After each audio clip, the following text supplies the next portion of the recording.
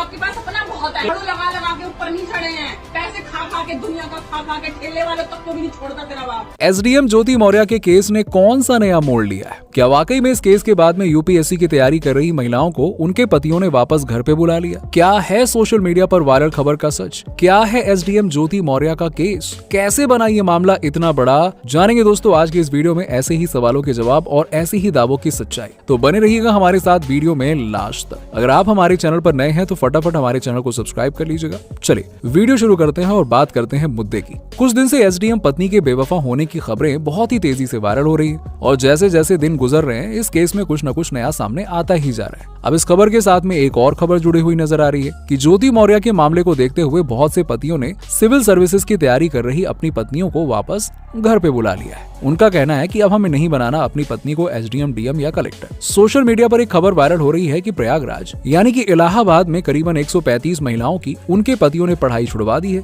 और पतियों ने ऐसा इसलिए किया है ताकि भविष्य में उनके साथ भी इस तरह का कुछ बवाल ना कटे। यही नहीं, सिर्फ इस तरह की खबर ही वायरल नहीं हो रही है बल्कि सोशल मीडिया पर भी कुछ महिलाओं ने इसी तरह के दावे किए हैं कि उनके पति ज्योति केस के बारे में सुनकर हैरान रह गए और उन्होंने उनकी पीएससी या फिर यूपीएससी की तैयारी छुड़वाकर उन्हें घर वापस बुला लिया है। बोले कि हमें नहीं बनना हीरा ठाकुर। हीरा ठाकुर क्या है? देखिए दोस्तों, ये अमिताभ बच्चन की मूवी सूर्यवंशम के किरदार का नाम था जिसे अमिताभ बच्चन ने निभाया था और इस मूवी में हीरा ठाकुर खुद पढ़ा लिखा नहीं होता है लेकिन फिर भी बड़ी मेहनत करके अपनी पत्नी को पढ़ा लिखा कर अधिकारी बनवा देता है, जिसके बाद मूवी की हैप्पी एंडिंग हो जाती है। अब कुछ इसी तरह की कहानी है एक सफाई कर्मचारी की। सफाई कर्मचारी ने भी अपनी पत्नी को पढ़ाया लिखाया और उसकी पत्नी एसडीएम बन जाती है, लेकिन फिर पत्नी ने पति से कर दी बेवफाई, जिसके बाद पति ने खुद ऑनलाइन आकर सोशल मीडिया के जरिए अपनी कहानी बयान की, जिसके बाद उसका वीडियो सोशल मीडिया पर इतना वायरल हो गया कि अखबारों और टीवी चैनल्स की सुर्खियां बन गया और अब इस मामले में 135 महिलाओं को उनके पतियों द्वारा घर बुला लेने की खबर भी वायरल हो गई, जिसके बाद से इस मामले ने एक बार फिर से तूल पकड़ लिया।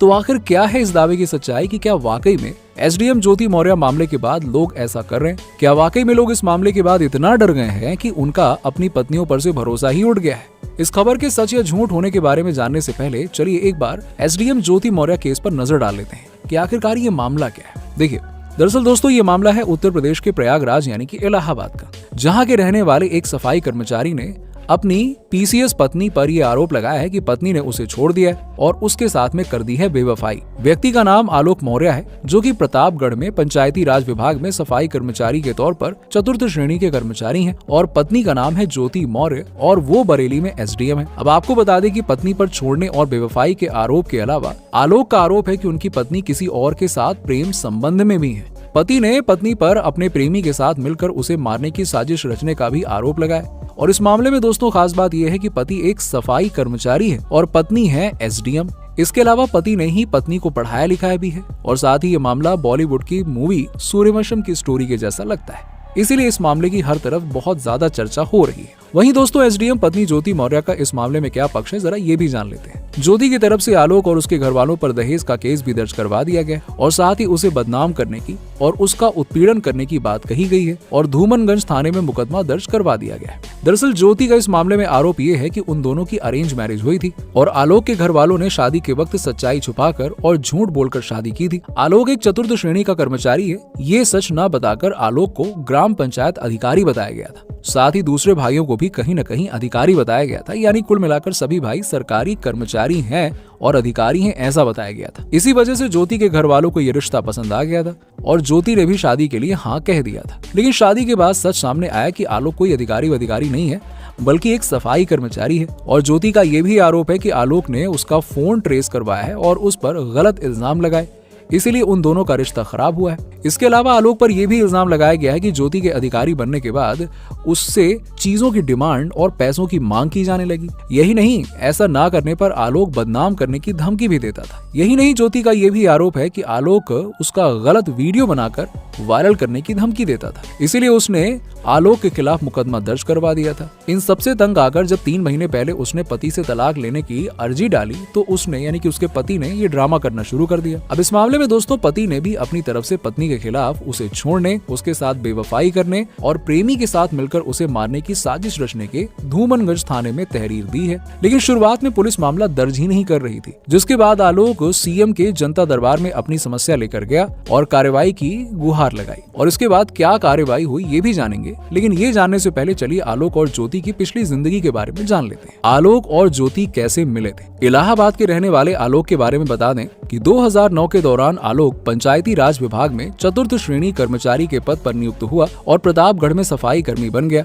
नौकरी लग जाने के बाद उसके घर वालों ने उसकी शादी के बारे में सोचा और 2010 में उसकी ज्योति से शादी हो गई। ज्योति बनारस के चिरई गांव की रहने वाली है। अब आपको बता दें कि ज्योति को पढ़ना लिखना पसंद था, इसीलिए शादी के बाद भी ज्योति ने अपनी पढ़ाई लिखाई को जारी रखना चाहा। आलोक भी पढ़ा लिखा था, इसीलिए उसे भी ज्योति के आगे पढ़ने लिखने को लेकर कोई समस्या नहीं थी। बल्कि आलोक ने ज्योति की पढ़ाई के लिए पैसे इकट्ठा किए, मेहनत की और उसे इलाहाबाद के एक कोचिंग सेंटर में तैयारी करने के लिए दाखिला भी करवा दिया।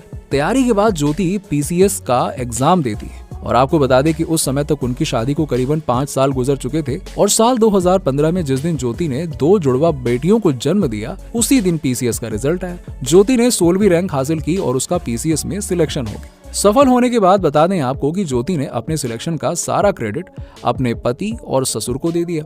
सिलेक्शन के बाद ज्योति एक अधिकारी बन गई, जिसके बाद ज्योति जौनपुर, इलाहाबाद, कौशाम्बी, प्रतापगढ़ और लखनऊ में तैनात रही। फिलहाल की बात करें तो ज्योति बरेली में एसडीएम है। होमगार्ड कमांडेंट के साथ प्रेम संबंध। अब आपको बता दें कि शादी के बाद और ज्योति के अधिकारी बनने के बाद भी करीबन 2020 तक दोनों की शादीशुदा जिंदगी बहुत अच्छी चल रही थी। यही नहीं, जब आलोक के पिता रिटायर हो गए और उन्हें जो पैसे मिले थे, उन पैसों से साल 2019 में धूमनगंज के इलावा में आलोक ने ज्योति के नाम से एक घर भी खरीद लिया था। अब जैसा कि हम सभी जानते हैं कि आजकल चाहे आम आदमी हो या खास आदमी, सोशल मीडिया हर किसी की जिंदगी का हिस्सा बन चुका है। यहाँ पर तो सोशल मीडिया पर तो लोग दोस्ती से लेकर शादियों तक के रिश्ते कायम कर लेते हैं। अब बात करें इस मामले की तो ज्योति भी सोशल मीडिया पर एक्टिव थी और साल 2020 के दौरान उनकी मुलाकात फेसबुक पर ही होमगार्ड कमांडेंट मनीष दुबे से हुई। इसके बाद दोनों के बीच में अक्सर बातचीत होने लगी और फिर दोनों एक दूसरे को पसंद भी करने लगे। अब कहा जाता है कि सच तो छुपाए नहीं छुपता है, एक न एक दिन सामने आ ही जाता है और ठीक यहाँ भी ऐसा हुआ। मनीष के साथ बढ़ती नजदीकियों के चलते ज्योति का आलोक के प्रति रवैया बदलने लगा। इसी वजह से आलोक को ज्योति पर शक हो गया और फिर एक दिन उसने जब ज्योति का मोबाइल चेक किया तो उसे ज्योति और मनीष की चैट मिल गई और उसे उनके बीच चल रहे अफेयर का पता चल गया साफ साफ। इसके बाद जब उसने ज्योति से इसके बारे में बात की और उसे समझाने की कोशिश की, लेकिन ज्योति मनीष के लिए इतनी सीरियस हो चुकी थी कि उसने आलोक की बात नहीं मानी। यानी आलोक की बातों का उस पर कुछ असर ही नहीं हो रहा था और मनीष का साथ उसने नहीं छोड़ा। यही नहीं, इस मामले को सुलझाने के लिए आलोक मनीष दुबे की पत्नी से भी मिला, जिसके बाद मनीष दुबे की पत्नी ने भी मनीष को समझाने की कोशिश की, लेकिन मनीष भी ज्योति को छोड़ने के लिए राजी नहीं हुआ। मनीष और ज्योति छुप छुप कर एक दूसरे से मिलते रहे और इस वजह से ज्योति और आलोक के झगड़े होने लगे। फिर एक दिन दोस्तों 22 फरवरी 2023 को आलोक ने ज्योति और मनीष को सरकारी आवास पर रंगे हाथों पकड़ लिया। रंगे हाथों पकड़े जाने के बाद उनका वहीं पर झगड़ा होने लगा। क्या कार्रवाई होनी चाहिए जो गलत है उस पर कमेंट सेक्शन में कमेंट करके जरूर बताइएगा और वीडियो अच्छा लगा हो तो इसे लाइक करें और चैनल को सब्सक्राइब करना मत भूलिएगा। मिलते हैं आपसे अगले वीडियो में। जय हिंद।